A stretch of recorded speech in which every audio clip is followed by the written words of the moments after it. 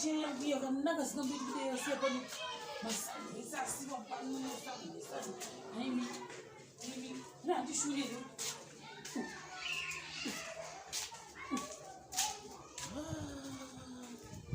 ino ndipamunhu dzakasara pasingizo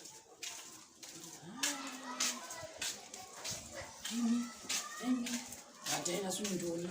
anotondiona chete undiona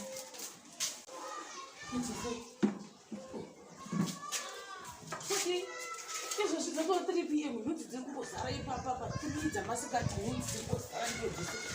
vakomana ndasenda kuti utsvaire pano usuke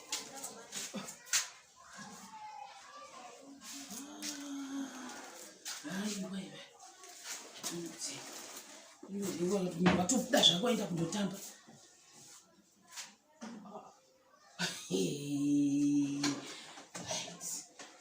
mhasonutaurwa chete dayo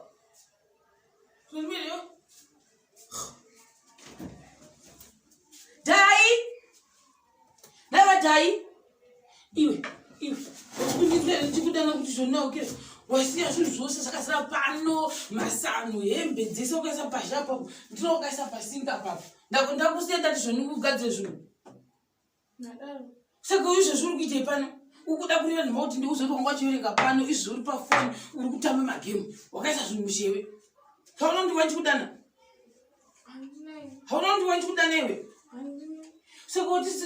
ndiro dzipasingi dzisikwedani nguvai izvozvi 3 o'clock kuti adatobika zisadza remanheru wakodadzikwa nani ko kutsvaira munomba handakukudza ndakumboenda kwamupedza nhama here iwe saka koi masano anga chibisirwe chipazhe kasiya pazhe pasina masano wabisirei masano pazhe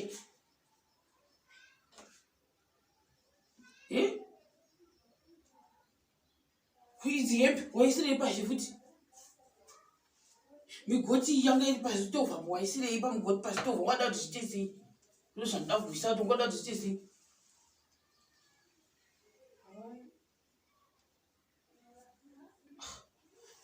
unoshura ivo mwanewe unoshura zvikwadi ndanosuka ndiroko ubvise mazunhu ako ukaisa muzhevayo chaitora foni iyoyi ndoitora zvikwadi ndikura nhema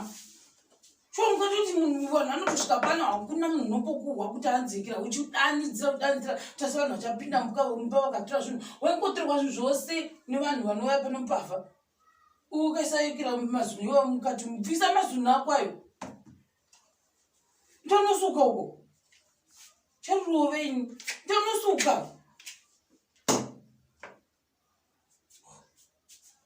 zvikurongoti munhu ndabuda makuseiseni ndika 3 o'clock munhu wakangogara uchitotamba maikirewo mabhora anonga ari mukati mefoni mumu